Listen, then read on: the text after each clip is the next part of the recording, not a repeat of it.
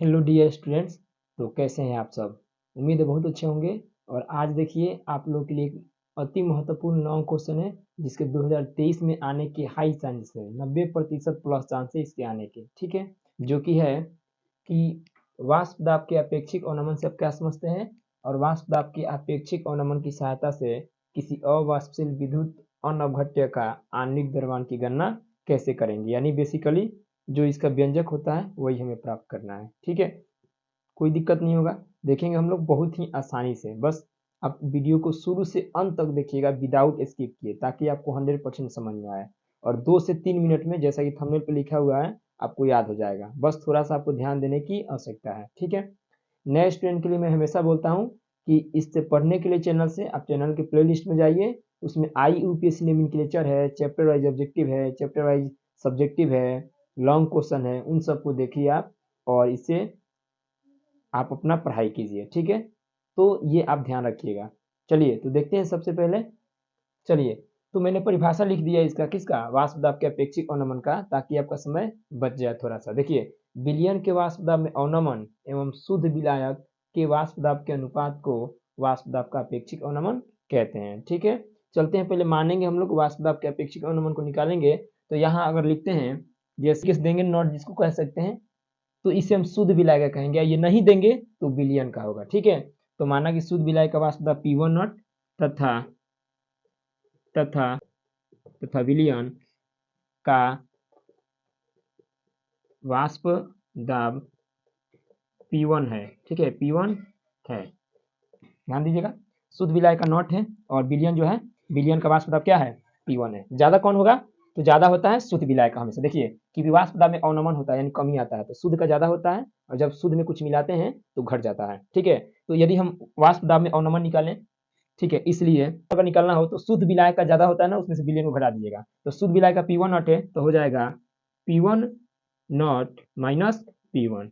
ये हो जाएगा विलयन के वाष्प दाब में अवनमन। लेकिन हमको विलयन का नहीं चाहिए, हमको चाहिए वाष्प दाब का अपेक्षिक अवनमन। और वाष्प दाब का अपेक्षिक अवनमन क्या है?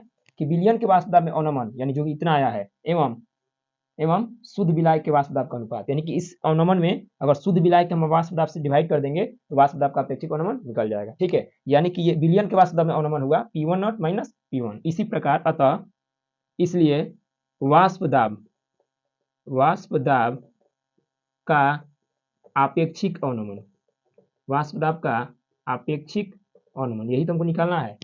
तो पहले हमने क्या किया कि विलयन के वाष्प दाब में अवनमन निकाल दिया, और उसके बाद वाष्प दाब का अपेक्षिक अवनमन निकाल दिया। ठीक है, तो वाष्प दाब का अपेक्षिक अवनमन क्या होगा? विलयन के वाष्प दाब में अवनमन एवं शुद्ध विलाय के वाष्प दाब का अनुपात। ठीक है, विलयन के वाष्प दाब में अवनमन P1 नॉट माइनस P1 है, और शुद्ध विलाय के वाष्प दाब का अनुपात कितना है?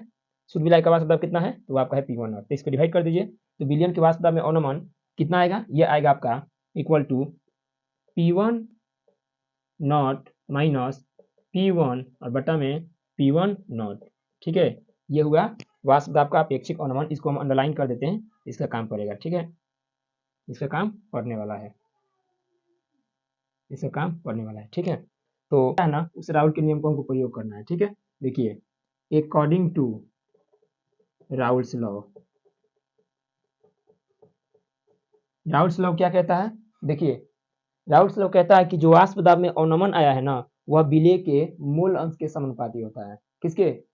विलेय का मूल अंश। ठीक है, जो वाष्प दाब में अवनमन आया है वो विलेय के मूल अंश के समानुपाती होता है। तो कह सकते हैं राउल्स नियम से वाष्प दाब में अवनमन कितना आया है?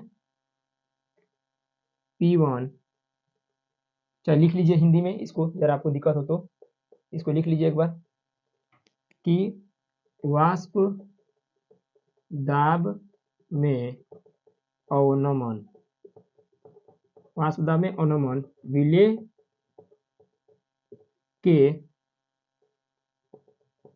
मोल अंश, विलेय के मोल अंश के बराबर होता है। समानुपाती मत कहिएगा, बराबर होता है। ठीक है, वाष्प दाब में अवनमन विलेय के मोल अंश के बराबर होता है। इसलिए देखिए, वाष्प दाब में अवनमन ये आया है ना, वाष्प दाब में अवनमन, सॉरी, वाष्प दाब में आपेक्षिक अवनमन, वाष्प दाब में आपेक्षिक अवनमन, यहाँ पे आपेक्षिक आपको लिखना पड़ेगा। ठीक है, वाष्प दाब में आपेक्षिक अवनमन, जो कि मेरा निकला हुआ है हम लोग का इतना, वाष्प दाब में आपेक्षिक वाष्प दाब में अपेक्षिक अवनमन विलेय के मोल अंश के बराबर होता है। वाष्प दाब में अपेक्षिक अवनमन विलेय के मोल अंश के बराबर होता है। ठीक है, ये राउल का नियम है। अब लिए वाष्प दाब में अपेक्षिक अवनमन इतना है ना, इसलिए P1 नॉट माइनस P1 बटा में P1 नॉट इक्वल टू कितना हो जाएगा, विलेय का मोल अंश, और विलेय के मोल अंश को संकेत में लिखते हैं x2। क्या लिखते हैं, x2, तो ये लिख लेंगे हम लोग x2। ठीक है, जहाँ x2 लिख सकते हो, जहाँ x2 क्या है, तो जहाँ x2 विलेय का मोल अंश है, x2 क्या है, विलेय का मोल अंश। ठीक है, तो वाष्प दाब में अपेक्षिक अवनमन यहाँ निकला है और ये बराबर है विलेय का मोल अंश। ठीक है, चलिए या इसको आगे बढ़ाएंगे तो इसको इतना ही रहने देंगे, P1 नॉट माइनस में P1 बटा P1 not equal to x2 के जगह पे हम क्या लिख सकते हैं, N2 मैंने विलेय का मोल बटा N2 प्लस N1 लिख सकते हैं। ठीक है, N2 बटा N2 प्लस N1, ये सूत्र होता है x2 का, x2 बराबर N2 बटा N2 प्लस N1 होता है। अब देखिए जो ये N2 है ना, ये N2 इस N1 की तुलना में नहीं होता, नगण्य होता है, तो N2 बटा N1 भी लिख सकते हैं आप चाहें तो इसको डायरेक्ट ऐसे लिख लीजिए। ठीक है, N2 बटा N1 लिख लीजिए, क्या लिख लीजिए, N2 बटा N1, इतना भी आप लिख सकते हो। ठीक है, क्योंकि जो नीचे N2 आता है ना, वो N1 की तुलना में क्या होता है, नगण्य होता है, तो N2 बटा N1 भी लिख सकते हैं। अब देखिए यहाँ से P1 नॉट माइनस P1 बटा P1 not equal to N2 क्या है, विलेय का मोल अंश, तो विलेय का मोल अंश बराबर क्या होता है, गिवन मास बटा बोलन मास।